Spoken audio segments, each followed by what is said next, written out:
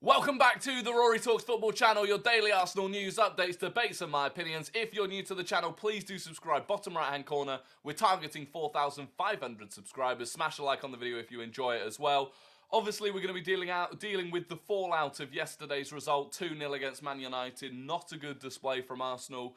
Not as dramatically bad as I think some people are making out. We'll dig into various performances, what we can expect moving forwards. Like I said, overall, yes, we lost 2-0. Yes, the performance was quite bad, but overall, it wasn't catastrophic. Of course, there's immediate backlash among some parts of the fan base. You immediately start, oh, we have to sign a striker, we have to get a new keeper, we've got to get this, that and the other. Havertz could never play again. Relax. I think we all need to take a breath and just relax a little bit. Obviously, we'll go through what Arteta said after the game as well. But I think the biggest takeaway, or the biggest reason that we lost, in my opinion, was actually simply Man United wanted it more. I thought they were more intense. I thought their tempo was higher. And I think that maybe caught Arsenal off guard a little bit. And fair play to them for it. And to be fair, Arteta himself said, look, in fact, let me just pull it up. He was asked about United's physical approach. And he said they're there to compete and win, as are we. And that's the job of the referee to stop it. I mean, the referee was a bit hit and miss, but overall, United were there, they wanted to win, and they did win. In terms of individual performances, obviously we'll start at the back. We'll start with Ramsdale, who had a poor game by his standards. The first goal he should save, no doubt about it. He'll be disappointed with it. You can try and blame the pitch, but he gets a hand to it. Should be pushing it around the corner.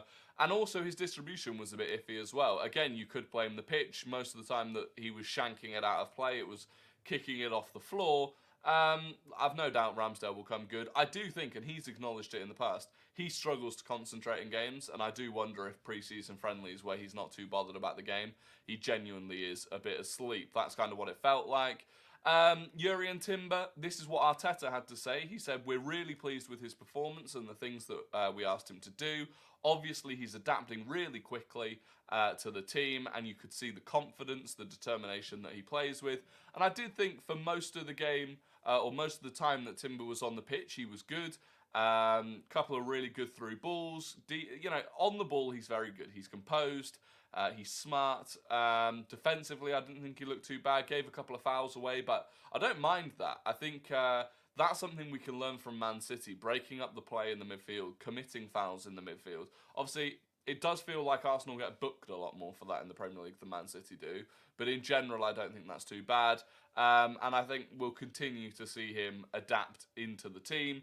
Saliba, good game. Gabriel obviously made an absolute howler for their second goal. And that's where I feel we need to, generally not get too worked up by this result. Ultimately, both of the goals were massive mistakes from us.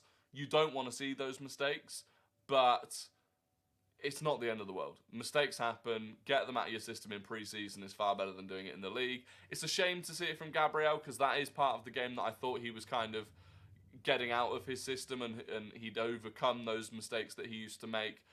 But again, hopefully it's just a pre-season blunder. And then left back, obviously this was interesting. We saw Tomiyasu start the game. I thought he played well. I thought defensively he was good.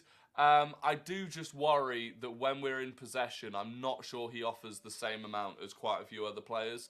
In terms of overlapping, he's not as good as Kieran Tierney. Moving into the midfield, he's not a patch on Zinchenko or Kivior, and so it's not something I'm keen on seeing too often. And I think it's been very clear that without Zinchenko, we do not have anywhere near the level of control over games. This is something that I said last season. When it comes to Zinchenko, he's so important for the way we control games. Yes, he has mistakes in him. Yes, sometimes he gives the ball away. Yes, he may have some defensive frailties, but there is no denying how much it affects the control that we have in the midfield when Zinchenko doesn't play. So I do still think going into next season, any lineup that we have, Zinchenko is the best option at left back. And then into the midfield. So that's obviously been a big talking point. Havertz, Odegaard, Declan Rice. Does it work? Can it work?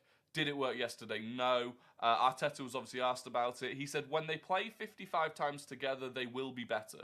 It will flow better. They will understand each other better and will be more dominant and better. But it takes time to glide, and we have to respect that.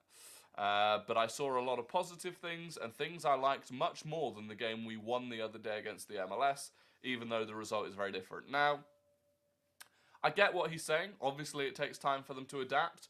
I would say we don't have 55 games. We cannot be playing at that level at the start of the season.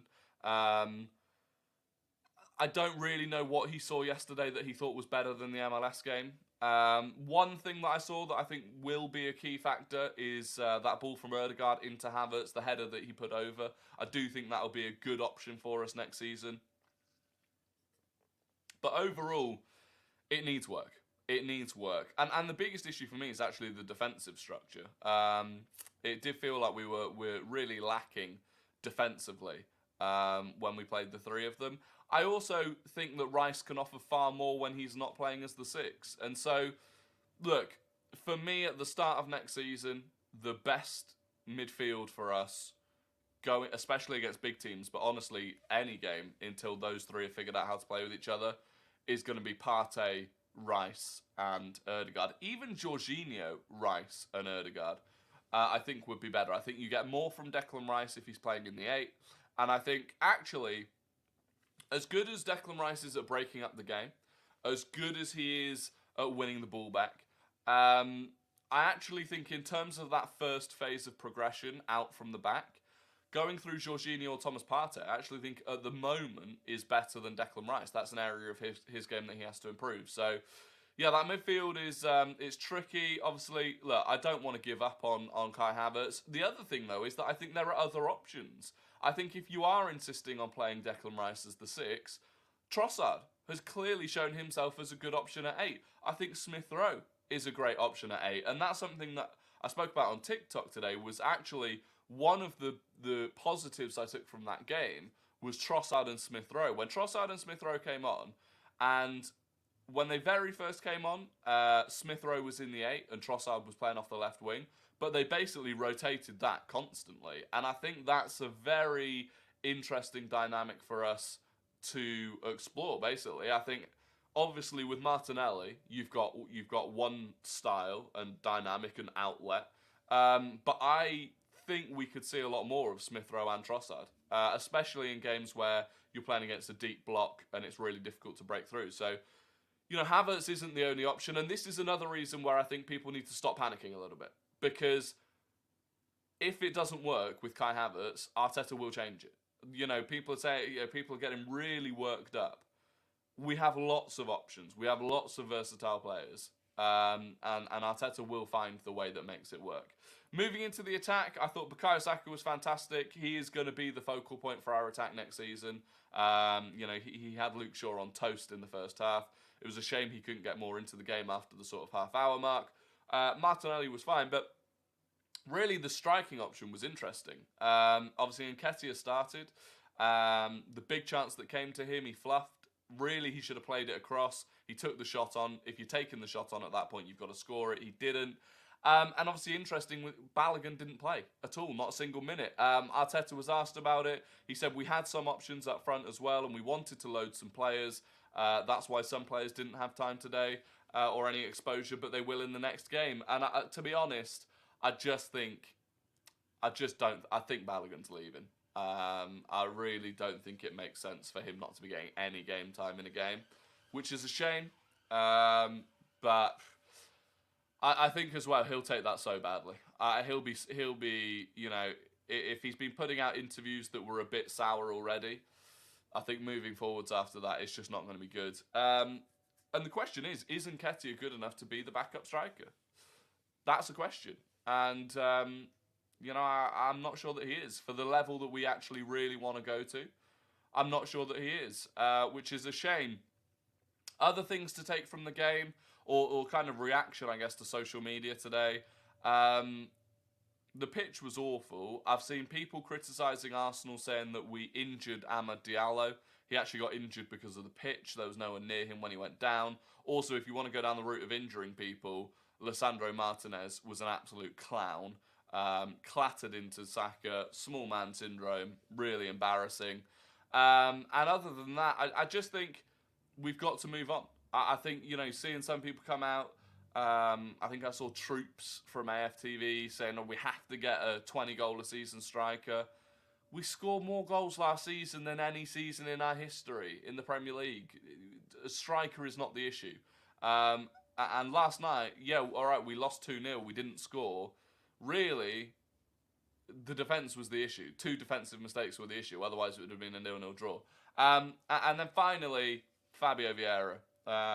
I don't know what the solution is. I feel like on top of everything else, he just looks so low on confidence now as well. I don't see where he fits into the team. You know, when he came on yesterday, it was for Saka. It was off the right wing. Doesn't work. It doesn't work. I really don't know what the solution to him is at this point. Realistically, if it was Man City, they'd be selling him. Man City don't give this much time to players. So we'll see what happens with him. But look, that's the end. I hope you've enjoyed the video. There's not going to be a stream tonight, so I apologise for that. It's a Sunday night, having a chilled one. But please do subscribe, smash a like on the video if you enjoyed it, and I will be back tomorrow with a video and a stream. Other than that, enjoy your Sunday evenings, and cheers.